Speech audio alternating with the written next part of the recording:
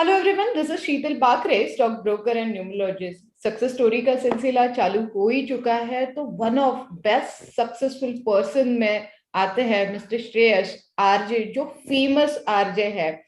मैं अपने मुंह से तारीफ करने से बेटर है मैं उनसे जानूं कि उनके बारे में लोग क्या क्या कहते हैं। So yes Shreyas, all goes to you. Thank you so much and I am really happy to be connected with you Sheetal.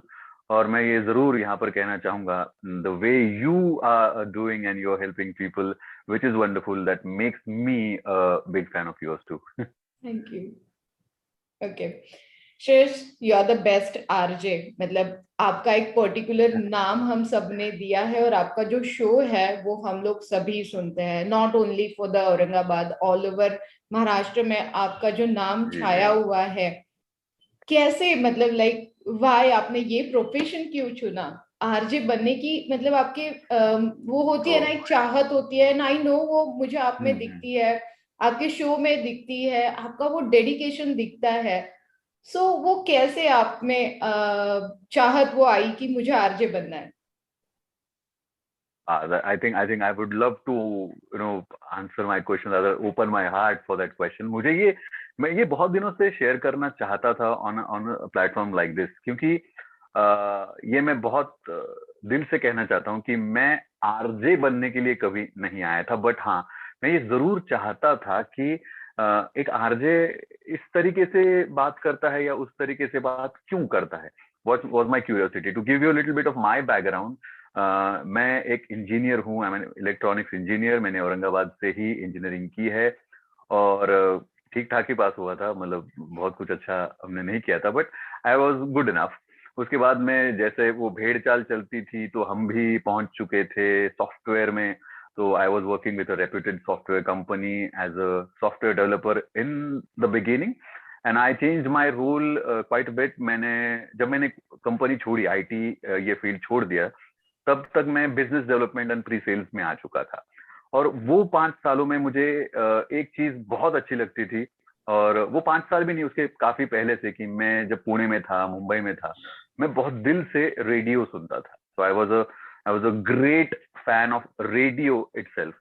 और एक बार ऐसा हुआ था कि मुझे एक आदत सी लग गई थी कि जब मैं गाड़ी पे हूँ और मैं रेडियो सुन रहा हूँ, तो मुझे एक आदत ऐसी थी कि जब भी कोई आरजे बात कर रहा है तो मैं उसको ध्यान से सुनता था। और उसका बोलना खत्म होते ही जब गाना या फिर जो भी शुरू हो जाता है रेडियो पे, उसके बाद मैं ये सोचता था कि अगर मैं इसकी जगह होता तो मैं क्या बात करता। I used to do it myself. मैं गाड़ी पे चलते चलते अपने आप से ही बड़बड़ाता था, और मुझे बहुत अच्छा लगता था कि ये ऐसा हो वैसा हो, या फिर ये लोग ऐसे क्यों बात करते हैं, ऐसे क्यों नहीं बात करते, जो भी है।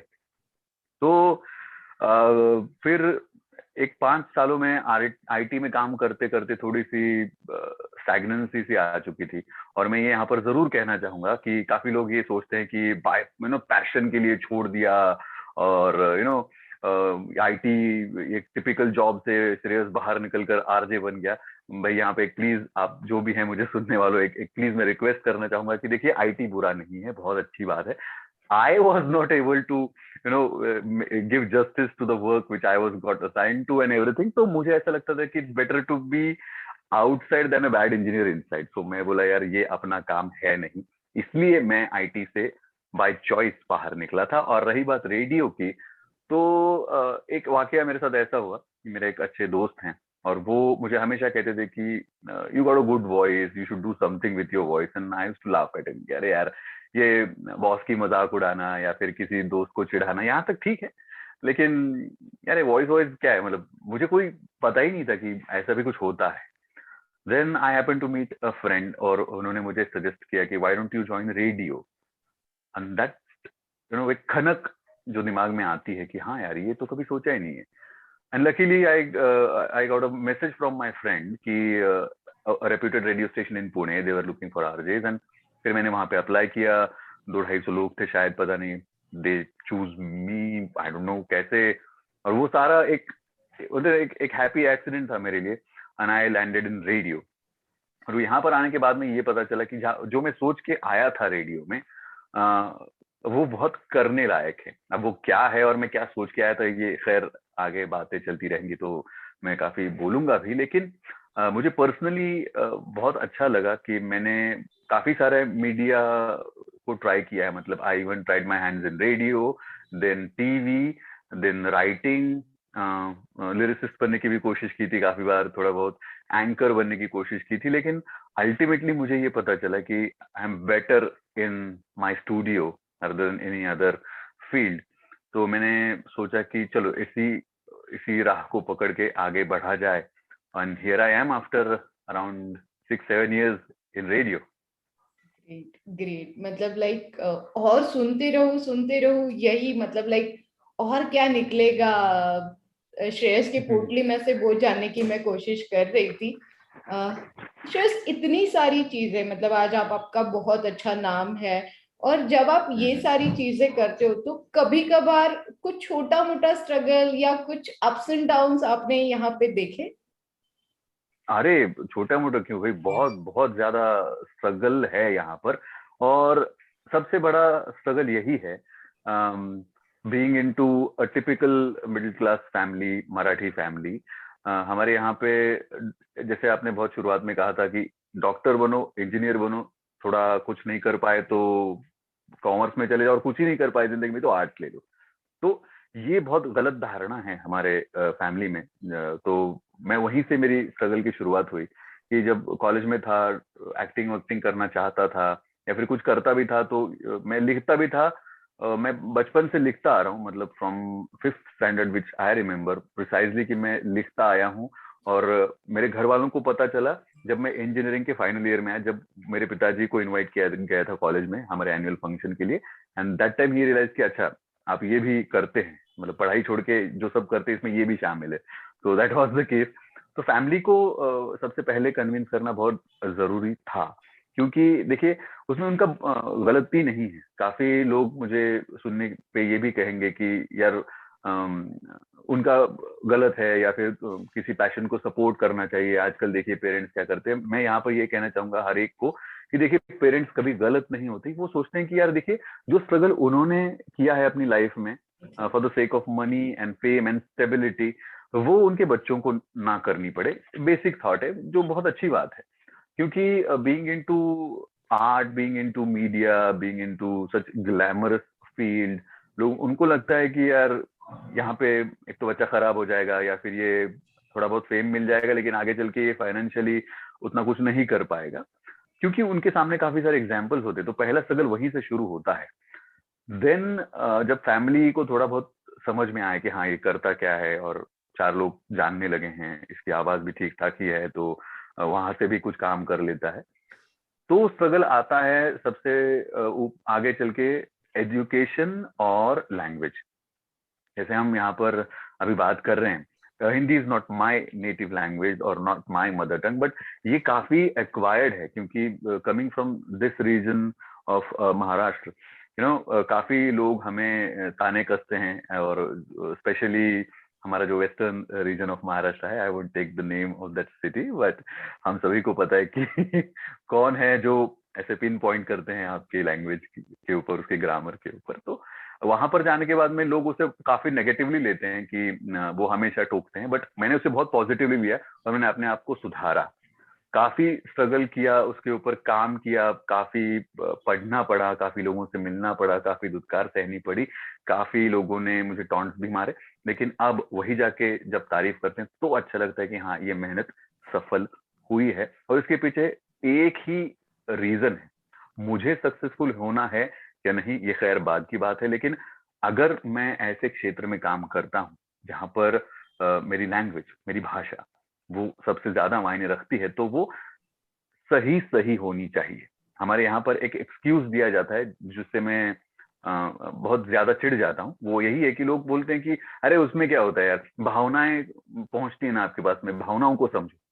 आई सेड ये काफी जनरल लोगों के लिए ठीक है, लेकिन if you want to work in media, especially in audio sector, then you have to have command on your language. Okay, ये पहला था।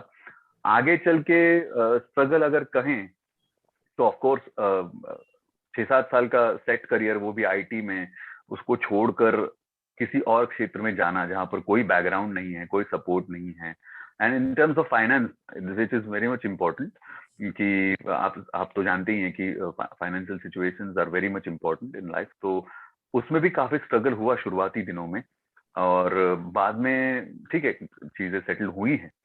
लेकिन मैं ये जरूर कहूंगा कि आउट ऑफ द ब्लू कहीं से आके आप बस पैशन के नाम पे कहीं पर भी कूद पड़ना, ये गलत बात है। आपको कैलकुलेटेड रिस्क लेते आना चाहिए, और अगर नहीं समझ में आ रहा है कि इसके लिए क्या करना चाहिए तो प्लीज सीक एडवाइस। और यहाँ पर मैं ये भी करूंगा कि Sheetal is one of the person who to whom you can reach out to, she can also guide you very well. और मतलब आपकी तारीफ नहीं है, बट मुझे पता है कि आप कर सकते हैं। लेकिन यही स्ट्रगल ये तीन मामले में होते हैं, एक तो आपकी फैमिली, देन आपके स्किल सेट, और थर्ड जो होता है आपका कॉन्फिडेंस और आपकी पेन बेयरिंग कैपेसिटी बहुत टेस्ट की जाती है। क्योंकि देखते हैं हम कि हमारे जो साथ वाले थे वो कहाँ निकल गए हैं, या फिर उन्होंने क्या कुछ अचीव नहीं कर लिया, हम अभी भी अपनी टू व्हीलर पे घूम रहे, भाई की कार आ गई। ये सब जब देखते हैं तो दर्द होता है, और वो होना भी चाहिए। लेकिन मैं ये जरूर कहूंगा कि पैशन को जब आप फॉलो करते हैं तो उसको फॉलो तो करना भी चाहिए, लेकिन हाँ उसको कमर्शलाइज कैसे करना चाहिए ये जब तक आप नहीं सीखते तो फिर मुझे लगता है कि उसमें मजा भी नहीं है। Because for your talent and your passion, your family and your loved one should not suffer, ऐसा मैं पर्सनली बिलीव करता हूँ। क्योंकि हमारे आजू बाजू में ऐसे काफी सारे आर्टिस्ट मैं भी देखता हूँ कि नहीं मेरे घर वाले मुझे समझ नहीं पाते, ये दुनिया मुझे समझ नहीं पाती, वगैरह वगैरह वगैरह। लेकिन मैं यही सोचता हूँ कि वो क्यों समझे आपको। आपको समझना चाहिए कि अगर आप किसी चीज के बारे में पैशनेट हैं, अच्छी बात है, लेकिन इसका मतलब ये नहीं कि आप दूसरों को टेकन फॉर ग्रांटेड ले लें। उनको उनकी भी कोई एक्सपेक्टेशन है, उनकी भी कोई भावना है जिसको आप पूरी तरीके से फुलफिल नहीं कर पाते हो, फेयर इनफ। बट आप अपनी अपनी चाहत या फिर अपना जो एक स्ट्रगल है वो उनके ऊपर थोप नहीं सकते। You are not suppose to do that, and if you are doing it you are not an artist. फिर आप एक सेल्फिश व्यक्ति बन जाते हैं, आप आर्टिस्ट नहीं रहते। और कोई भी व्यक्ति जो सेल्फिश हो वो आर्टिस्ट नहीं हो सकता, because art is all about being selfless. So I think ये तीन स्ट्रगल काफी हुए, कुछ हद तक अभी भी चल रहे हैं, but I am enjoying it for sure. ये बहुत अच्छी बात है कि आप अब जाके मुझे मतलब लाइक वो होता है ना कि पर्दे के पीछे क्या चल रहा है, ये आज हमने आपसे सीखा कि पर्दे के आगे और पीछे क्या हालत होती है। एक आरजे होने दीजिए या कोई भी प्रोफेशन होने दीजिए, लाइक जैसे आपने जी जी बोला कि काफी सारे पेरेंट्स से मैं भी मिलती हूँ, काफी सारे स्टूडेंट्स से मैं भी मिलती हूँ, तो उनको करियर गाइडेंस जब करना पड़ता है एज एन न्यूमरोलॉजिस्ट, तो डेफिनेटली जब पेरेंट्स एंड स्टूडेंट दोनों साथ में होते हैं तो मेरे लिए भी बहुत डिफिकल्ट टास्क होता है। बट आज मैं हाँ। बताना चाहूंगी सबको कि ये बहुत डिफिकल्ट टास्क डेफिनेटली श्रेयस के लिए भी रहा है, श्रेयस के फैमिली के लिए भी रहा है, कि हर एक का विश वही होता है कि मेरा बच्चा डॉक्टर बने, इंजीनियर बने, फाइनेंस जी सेक्टर्स में जाए, और अच्छी खासी लाइक हमारे मराठी लोगों की तो टेंडेंसी अभी भी वही है कि एक सीमित दायरे में हम लोग रहते हैं, उससे बाहर निकलने की हाँ। हम लोग कोशिश ही नहीं करते हैं। बट अभी श्रेयस आई टोल्ड यू कि अभी वो हो रहा है, मतलब धीरे धीरे उसकी ग्रोथ हम लोग देख रहे हैं, और लाइव एग्जांपल आप मेरे जी साथ जी जी हो ही आज। श्रेयस, जी जी अब ऑफ कोर्स। जाके मुझे पता चल रहा है कि आप कितने रिस्पॉन्सिबल आरजे हो, क्यों हम लोग आपके प्यार में पड़ते हैं, ये मैंने आज जाना है कि you are really very good responsible RJ. तो ये जो रिस्पॉन्सिबिलिटी आरजे वाली होती है, अगर मैं सोचूं कि मैं और कितने सारे लोगों को गाइड कर सकती हूँ आरजे के फील्ड में जाने हम्म। के लिए, तो आप जी जी उन लोगों को क्या गाइड करना चाहोगे कि जिनको भी आरजे के फील्ड में जाना है, या फिर अभी काफी सारे लोग ऐसे हैं, काफी सारे स्टूडेंट ऐसे हैं कि पक चुके हैं वही वही वही रूटीन, हम्म और मुझे कुछ अलग करना है जैसे आपने किया है, तो इन लोगों के हम्म। लिए आपका सजेशन क्या होगा? Fantastic, I should thank you Sheetal for asking that question, क्योंकि ये बहुत कॉमनली पूछा जाने वाला क्वेश्चन है। लेकिन जिस तरीके से आपने उसको फ्रेम किया ये बड़ा इंपॉर्टेंट है, that's why I am thanking you. तो जैसे आपने कहा कि जब बच्चे और उनके पेरेंट्स साथ में आते हैं तो उनको काउंसलिंग करना या फिर उनके सवालों का जवाब देना ये थोड़ा सा डिफिकल्ट हो जाता है, बिकॉज उन दोनों की सोच अलग होती है एक दूसरे के बारे में भी, और उनके एक्सपेक्टेशंस भी अलग होते हैं आपसे भी। तो मुझे अगर 100 लोग मिलते हैं और पूछते हैं, तो उसमें से 99% लोग यही बोलते हैं कि अरे ये हमारा बेटा है, बहुत बड़बड़ करता है, अब इसको आरजे बना दो। या फिर हमारी ये बेटी ना हमेशा गाती रहती है, उसके म्यूजिक का बड़ा शौक है, उसको आरजे बना दो। या फिर हमारे एक आंटी है ना, इतनी बोलती है, क्या बताएं आपको, रुकती नहीं है, तो वो आरजे बन सकती है। मुझे हंसी आती है ऐसे लोगों पे। ये मतलब, और काफी लोग ऐसे भी मिलते हैं कि आप आरजे हो तो कुछ बोल के दिखाओ यार, कुछ करके दिखाओ, है ना। तो मुझे अजीब लगता है यार, अगर सामने वाला डॉक्टर है तो मैं उनको ऐसे बोल देता हूँ, फिर आप काम करो, आप सर्जरी करके दिखाओ आप भी, फिर मैं बोल के दिखाता हूँ। मतलब ऐसे नहीं होता है, वही तो प्रॉब्लम है हमारे यहाँ पे। जो बहुत बात करता है वो आरजे हो सकता है, नहीं जी नहीं, प्लीज समझ लीजिए ऐसा नहीं होता। सेकंड, एक मिसकंसेप्शन है कि इसकी आवाज बड़ी प्यारी है तो ये आरजे बन सकता है। जी नहीं, अगर ऐसा होता तो लता मंगेशकर जी बहुत बड़ी आरजे होती, और हमारे देश की एक बहुत ही नामचीन और बहुत ही सक्सेसफुल और बहुत ही कमाल की आरजे, जिनका मैं बहुत बड़ा फैन हूं, जिनका नाम है मलिश्का जी। अगर आप उन्हें सुनेंगे तो मैं ये जरूर कहूंगा कि एक फीमेल वॉइस जैसी होनी चाहिए। शायद उनकी वैसी मीठी आवाज नहीं है, लेकिन बतौर आरजे वो इतनी कमाल है कि मैं क्या बताऊं आपको, बहुत कमाल है। तो आवाज एडेड एडवांटेज हो सकता है आरजे बनने के लिए, लेकिन वो होने से आप आरजे नहीं हो सकते। तो आरजे होने के लिए या फिर आरजे बनने के लिए क्या करना चाहिए, अगर मैं आप मुझे पूछेंगे, this is my personal opinion, तो मुझे सबसे पहले इंपॉर्टेंट चीज लगती है कि बीइंग रिस्पॉन्सिबल। जैसे आपने शुरुआत में कहा कि रिस्पॉन्सिबिलिटी क्या होती है, मीडियम जब हाथ में आ जाता है, आई सी काफी लोग अभी नाम के सामने आरजे लगा के आरजे बन गए, और उनको चाहिए बस इंस्टाग्राम पे हमारे लाइक्स कितने हैं, मेरे फॉलोअर्स कितने हैं, मैं कैसी दिखती हूँ, मैं कैसे फोटोज डालता हूँ, मैं स्टोरीज कितनी बनाता हूँ, मैं रील्स में कितना आता हूँ। इट डज नॉट मैटर आप रेडियो पे क्या हो। मतलब सिंपल है ना, कि अगर आपके घर में कोई मेहमान आता है और आपने उन्हें खाने पे बुलाया है, तो आपने घर अच्छा सजाया हुआ है, आपने घर को डेकोरेट किया हुआ है, रंगोली डाली हुई है, सोफे के कुशन्स बहुत बढ़िया हैं, परफ्यूम वगैरह है, सब कुछ सही है, और खाना बकवास है, तो फायदा क्या है।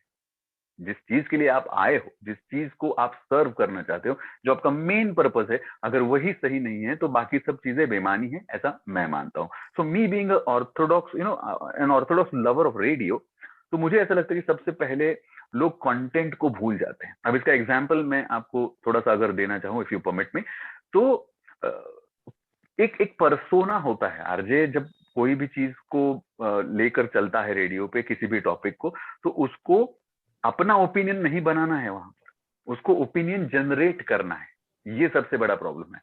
हाँ, एक एक व्यक्ति के तौर पर वो सामने बिल्कुल क्या कहते हैं उसे, pardon me if I am using a wrong word, but we RJs are naked in front of that mic. I explain you how. क्योंकि लोग बोलते हैं अरे तुम तो दिखते नहीं यार, कैसे भी कपड़े पहन लो, कुछ भी बोल लो, आपको क्या बस बात तो करनी। लेकिन ऐसा नहीं होता, क्योंकि आरजे को बोलने होते हैं विचार, उसके थॉट्स, जो बहुत ज्यादा इंपॉर्टेंट है। अगर आप फेक कर रहे हो तो 1 मिनट में पकड़े जाओगे। जैसे कुछ आरजे होते हैं, अगर मैं जनरली आपसे ऐसे बात करता हूँ, आप बाहर भी मिलोगे तो मैं ऐसे ही बात करूंगा, आप रेडियो पे भी सुनोगे तो मैं ऐसे ही बात करूंगा, थोड़ा बहुत ऊपर नीचे, लेकिन मैं ऐसे ही बात करता हूँ। लेकिन मैं आपसे नॉर्मली ऐसे बात कर रहा हूँ, और रेडियो पर जाकर अगर मैं शुरू हो जाऊं कि 92.7 बिग एफएम पर मैं हो रही, तो 1 मिनट में पकड़ में आएगा भाई, ये तो नहीं, दिस इज फेक। सो सबसे पहले जो आरजे बनना चाहते हैं, तो ये अपने दिमाग से निकाल दीजिए कि आरजे को ऐसे बात करनी होती है। ऊट पटांग से कपड़े पहन लेंगे आप, बाल वाल बना लेंगे, आप आरजे हो गए, सॉरी बॉस। आप अच्छे मॉडल बन सकते हो, आप अच्छे आरजे तभी बन पाओगे जब आप एक ठीक ढंग का कंटेंट दे पाओगे। क्योंकि सिंपल सिंपल चीजें हैं, जैसे अगर एग्जाम्पल के तौर पे ले लें तो हमारे औरंगाबाद में काफी सारे रोड के प्रॉब्लम हुआ करते थे, ऐसे मैं बोलूंगा, अभी काफी ठीक हो चुका है, लेकिन फिर भी, तो उसी अगर एग्जाम्पल को अगर हम लेके चले तो हर एक आरजे का अपना अपना इसके ऊपर नजरिया होता है। तो कुछ लोग सिर्फ बोलते कि हाँ यार बहुत खड्डे हैं यहाँ पे, कुछ नहीं हो सकता, AMC is not doing anything, लोग भी खराब हैं, और लोगों के एक्सीडेंट्स हो रहे हैं, और सरकार का ध्यान नहीं है वगैरह। ये एक व्यू हो गया। कुछ लोग एकदम ऑप्टिमिस्टिक बन जाते कि नहीं नहीं, अभी सब कुछ सही होने जा रहा है, तो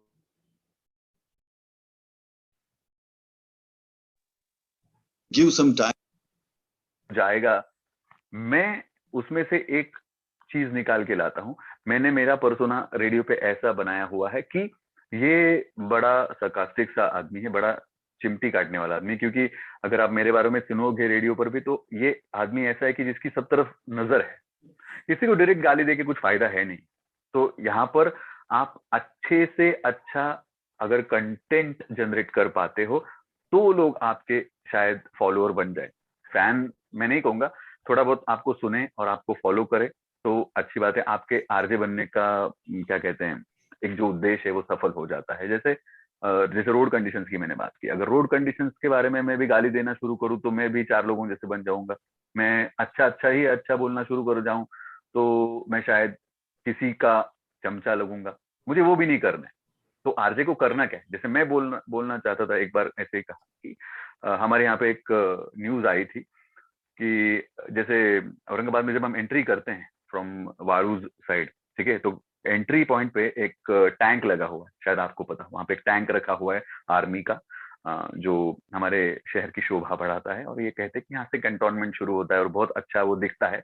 तो बीच में ऐसा आया था कि वो बहुत आइडिया हिट हो गया। Now government is planning to put 4 such tanks in the city. 4 और जगह पे वैसे टैंक्स लगेंगे और लोग हमारे शहर की शोभा बढ़ाएंगे। तब ये न्यूज थी। तो अगर आप यही न्यूज में पढ़ते हैं, पेपर में पढ़ते हैं, तो आपको क्या पढ़ने को मिलेगा कि ऐसा ऐसा है, ये अच्छा था, ये 4 जगह हैं जहां पर आइडेंटिफाई किया गया, यहाँ पे टैंक्स लगेंगे और ये इस जगह पे आपको देखने को मिलेंगे। खत्म न्यूज। यही आप टीवी पे देखोगे तो एंकर आ जाएगा, आप यहाँ पर देख सकते हैं, यहाँ पे मेरे पीछे ये वो। मुझे एक्चुअली ये सवाल भी है मेरी तरफ से, आप भी पूछिएगा जरूर कि ऐसी टीवी पत्रकारिता कौन से ईयर में कौन से सिलेबस में पढ़ाते हैं भाई, हमको भी मतलब पता करना ही है। ऐसे अजीबोगरीब पत्रकार कहाँ से आते हैं। लेकिन ठीक है, चलो उसको छोड़ देते हैं। लेकिन इसके आगे चलकर जब रेडियो पे आप ये सुनोगे तो कोई आरजे ऐसे बोलेंगे कि आप अभी हमें पता चला है 4 टैंक्स लगने वाले हैं, ये वो फलाना। लेकिन अगर आप श्रेयस को सुनेंगे तो श्रेयस क्या बोलेगा, वही एक चीज बोलेगा कि हाँ, हमारे शहर में 4 ऐसी जगहें हैं जिसको आइडेंटिफाई किया गया है जहां पर टैंक्स माउंट किए जाएंगे जो हमारे शहर की शोभा बढ़ाएंगे। And then Shreyas factor comes in, जहां पर मैं बोलता हूँ ये बहुत अच्छी बात है, I want to thank AMC कि अब फाइनली उन्होंने ये मान लिया है कि हमारे औरंगाबाद के रोड पर सिर्फ टैंक्स ही चल सकते हैं। और एक लेकिन आई एम वेरी क्यूरियस कि अगर आकाशवाणी के चौक में अगर टैंकों का जाम लग गया तो उसे निकालेंगे कैसे, क्योंकि हमारे ट्रैफिक पुलिस तो वहां पे होते नहीं है। ओके, इसके बारे में सोचिएगा जरूर। 92.7 बिग एफएम, ऐसे करके मैं छोड़ देता हूँ। मीन्स व्हाट कि मैंने पिन मारी, गाली नहीं दी, मैंने ओपिनियन जनरेट किया, लोगों को थोड़ा सा स्माइल करवाया और छोड़ दिया। तो इस तरीके से अगर आप बिल्ड करते जाओगे, that will make you RJ, क्योंकि आपको थॉट बोलने होते हैं। लोगों को लगता है, पिक्चर में भी काफी बार दिखाते हैं, फिल्मों में भी, कि इतना बड़ा हमारा स्टूडियो, नीचे वो कंसोल वगैरह। तो मैं यहाँ पर जरूर कहना चाहूंगा, जो लोग सोचते हैं कि सिर्फ बात करने का काम होता है, तो मेरे भाई ऐसा नहीं होता। आरजे को एक्चुअली अपने बातों पर कॉन्सेंट्रेट करने के लिए कुछ सेकंड्स का समय मिलता है, क्योंकि बीच में इतने सारे वो चीजें हमको मैनेज करनी होती है, हमको टाइमिंग्स मैनेज करने होते हैं, हमको गाने मैनेज करने होते हैं, सब कुछ करना पड़ता है। और हाँ, सबसे इंपॉर्टेंट बात, हम अपनी स्क्रिप्ट खुद लिखते हैं, हमें कोई लिख के नहीं देता, हम अपना काम खुद करते हैं। ये सबसे बड़ा एक मिसकंसेप्शन है आरजे के बारे में। तो आरजे अगर कोई सच में बनना चाहता है तो प्लीज इन चीजों का ध्यान रखें। एंड पेरेंट्स, प्लीज ये गलतफहमी अपने दिमाग से निकाल दीजिए कि अगर आपका बच्चा बहुत बात करता है तो वो आरजे बन सकता है। ऐसा कुछ नहीं है। अगर आप मुझे पर्सनली मिलेंगे, मैं बहुत कम बात करता हूँ, लेकिन यहाँ पे जितनी मैं बात कर रहा हूँ वो इसी वजह से कर रहा हूँ कि आप समझे कि आरजे बनने के लिए क्या जरूरी है। I think I have answered what you asked. Yes, और बहुत मतलब हम लोग बोलते हैं ना उसे कि जितना जरूरी था, सटीक जो आंसर जरूरी था, जो हर एक के दिमाग में एकदम परफेक्टली फिट होगा, वो आंसर आपने दिया है। That's amazing thing Shreyas. One more thing Shreyas, अगर ऑलमोस्ट हमने सारे पॉइंट्स आपने के सक्सेस, आपका स्ट्रगल और हमें बनना है आरजे, तो मैं आपको और एक चीज बताना चाहूंगी मैं जरूर। शायद कोशिश करूंगी अपने लड़की को भी एक बार आपसे मिलवाने की, और उसे बोलूंगी कि श्रेयस सर से सीख ले कि आरजे कैसे बनते हैं। और definitely she is interested, she is a dentist, बस उसे और कुछ प्रोफेशन चेंज वाओ। करना है, तो हमने उसे ब्लॉगर एंड ये सारी चीजें भी की है, उसे जर्नलिस्ट भी बनना है, तो डेफिनेटली मैं आपकी हेल्प लूंगी। और यहाँ पे मैं जरूर जरूर। स्पेशली आपको और एक रिक्वेस्ट करना चाहूंगी कि आपको अगर समझ लीजिए आपने काफी अच्छी सारी इंफॉर्मेशन दी है कि आरजेस कैसे बनना है, क्या कितने रिस्पॉन्सिबिलिटीज होनी चाहिए, सबसे बेस्ट थिंग बताओ आपने आज मुझे जो सिखाई है। बहुत बार न्यूमरोलॉजी प्रेडिक्शन, एस्ट्रोलॉजी प्रेडिक्शन जब करती हूँ तो कुछ कड़वी बातें मुझे बतानी पड़ती है, तो वो हाँ किस तरीके से मैं टर्न करके बताऊंगी, ये मैंने आज आपसे बहुत अच्छे से सीख लिया है कि बुरा भी नहीं लगेगा, और लाइक उसे बोलता है ना कि उनको समझ भी जाएगा कि यहाँ पे हमें थोड़ी प्रिकॉशंस लेनी चाहिए। ये आज मैंने हाँ। आपसे बहुत अच्छे से सीखा है। मेरी एक छोटी सी और रिक्वेस्ट रहेगी, अगर जो भी लोग आपसे मिलना चाहे या फिर आपसे सोशल मीडिया पे कांटेक्ट करना चाहिए, जिन्हें करियर गाइडेंस चाहिए या फिर ऐसी किसी द्विधा में वो लोग अगर फंसे हुए हैं, तो आप उनको गाइडेंस कर सकते हो। तो इसके लिए आपके वे में, आरजे के वे में, आप आपके सोशल मीडिया एड्रेसेस हमें बता सकते हो। अरे जरूर। देखिए भाई, बातें तो बहुत हो गई, लेकिन अगर मैं कहूं कि अब मैं यहाँ से रुखसत होना चाहूं, तो मुझे पता है आप इजाजत नहीं देंगे, लेकिन चलिए, ये बातों का सिलसिला बनाए रखते हैं 92.7 बिग एफएम पर। हम बड़े नवाब आरजे श्रेयस आपके साथ में। वैसे बिग दरबार में बातें खत्म होते होते होते चाय की चुस्कियां लेते लेते लेते जब अलविदा कहने का समय आता है, तो टेंशन लेने की बिल्कुल जरूरत नहीं है। ये हमारी बातें, हमारी मुलाकातें, हमारा शेयरिंग, हमारा केयरिंग आप यूं ही बरकरार रख सकते हैं, जिसके लिए बस मार्क जुकरबर्ग को थैंक यू बोल दीजिए, जिन्होंने बनाया है फेसबुक, और हम वहां पर आपको मिल जाएंगे। आरजे श्रेयस बिग एफएम इस नाम से ढूंढ लीजिएगा, और हाँ, वो दोस्ती वाला पैगाम भेज दीजिएगा, बातें वहां पर कंटिन्यू करेंगे। वैसे कुछ छोटे छोटे हमारे जहन में आती हैं बातें, कुछ विचार जिनको हम प्रकट करते हैं ट्विटर पर, वहां पर भी हम आपको मिल जाएंगे, आरजे श्रेयस बिग एफएम इस नाम से। और हाँ, कुछ खास नहीं, लेकिन चुनिंदा फोटोग्राफ डालता रहता हूँ इंस्टाग्राम पर, मिलिएगा मुझे आरजे श्रेयस बिग एफएम इस नाम से। और जो लोग कुछ आगे करना चाहते हैं, आगे बढ़ना चाहते हैं अपने करियर में, तो अगर मैं उनकी मदद कर पाऊं तो मुझे बड़ी खुशी होगी, जिसके लिए आप इसी नाम से, यानी कि आरजे श्रेयस बिग एफएम नाम से मुझे लिंक्डइन पर भी सर्च कर लीजिएगा, हम आपको वहां पर जरूर मिल जाएंगे। चलिए, अब मुलाकात होगी गानों के उस पार। सुनते रहिए 92.7 बिग एफएम, धुन बदल के तो देखो, बड़े नवाब आरजे श्रेयस आपके साथ। ग्रेट, बड़े नवाब से बात करके सच में आज we feel very like, Aurangabad जैसे सिटी में हम लोग हैं, ये सबसे बड़ी बात है कि बड़े नवाब को आज मैं खुद इंट्रोड्यूस कर रही हूँ, और बड़े नवाब की आज मैं बहुत बहुत शुक्रिया। सक्सेस स्टोरी ले रही हूँ, इससे अमेजिंग कोई बात हो नहीं सकती है। सो thank you so much Shreyas, आज आपने आपके सारे व्यूज और सारी जो मिसअंडरस्टैंडिंग रिलेटेड टू आरजे थी वो हम सबकी दूर की है। जल्दी आपके साथ मिल के हम लोग सारी चीजें और एक बार क्लियरिटी और डे बाय डे करते रहने की कोशिश करेंगे। So thank you so much. Thank you so much Sheetal ji, और मैं तहे दिल से आपका शुक्रिया इसलिए अदा करना चाहूंगा कि न सिर्फ आपने मुझे यहाँ पर मौका दिया बोलने का, लेकिन ये एक सीरीज जो आप शुरू करना चाहती हैं, उसकी वजह से मुझे लगता है कि बहुतों को इंस्पिरेशन मिलेगी, और ऐसे लोग यहाँ पर मिलेंगे जिनको सुनकर शायद, जैसे आपने कहा, और मैं भी हमेशा मानता हूँ कि बातें करने से बात आगे बढ़ती है और सीखने को मिलता है। तो मैं भी आपकी इस सीरीज को जरूर फॉलो करूंगा। Thank you so much for having me on your show. Thank you.